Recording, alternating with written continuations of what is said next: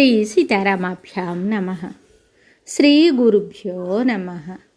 శ్రీమద్ వాల్మీకి రామాయణము అయోధ్యాకాండము 76వ సర్గము. భరతుడు తన తండ్రియగు దశరథునకు అంత్యక్రియలు చేయుట.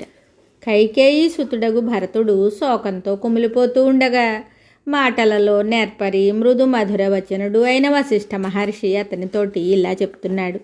ఓ రాజకుమార, మహాయశస్వి, ఇది శోకమునకు సమయము కాదు, శోకింపవలదు.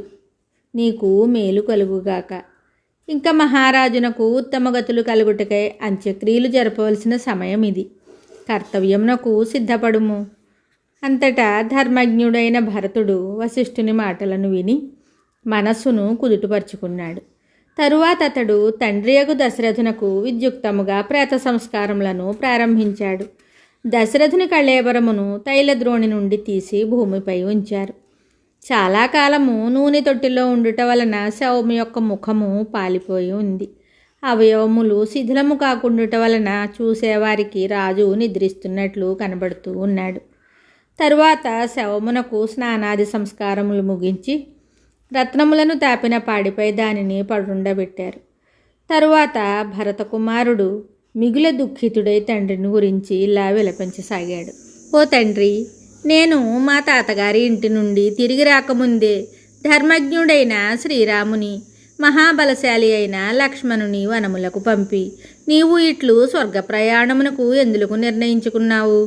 ఓ మహారాజా, ఎంతటి గొప్ప కార్యములనైనను అవలీలగా సాధించునట్టి పురుషసింహుడైన శ్రీరాముని ఎడబాసి దుఃఖితుడైన ఈ సేవకుని నన్ను ఇక్కడ దిక్కులేని వానిగా చేసి అయ్యో ఎక్కడికి వెళ్ళుదువు?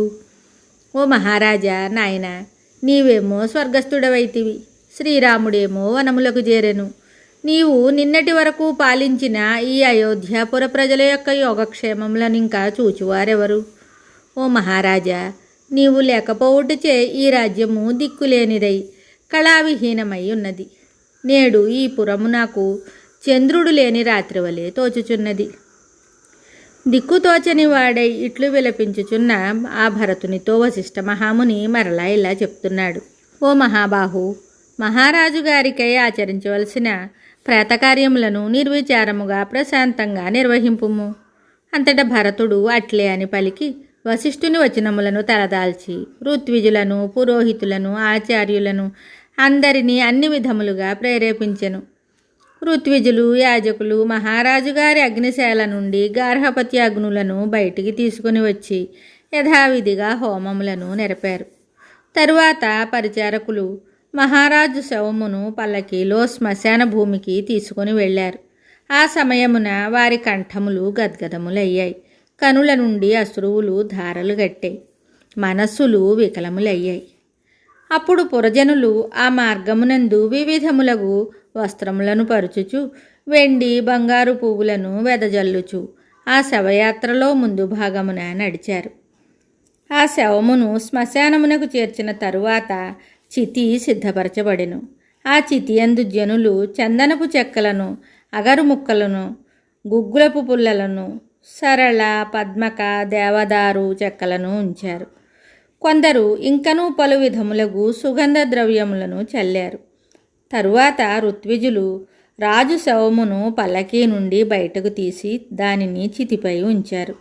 తరువాత ఋత్విజులు వేదమంత్రములను చదువుతూ ఉండగా, ఉద్గాతలు సామగానములు చేయుచుండగా భరతుడు చితికి నిప్పంటించాడు.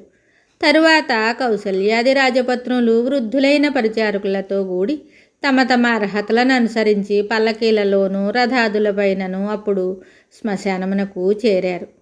తరువాత వారు అశ్వమేధాది యజ్ఞములను ఆచరించిన ఆ మహారాజు యొక్క శవమునకు సవ్యాపసవ్యములుగా ప్రదక్షిణలను చేశారు. అట్లే ఋత్విజులను ఆ చితికి ప్రదక్షిణములను గావించారు. ఆ సమయమున దీనముగా ఏడ్చుచున్న వేల కొలది స్త్రీల ఆర్తనాదములు క్రౌంచ పక్షుల అరపుల వలె వినబడ్డాయి.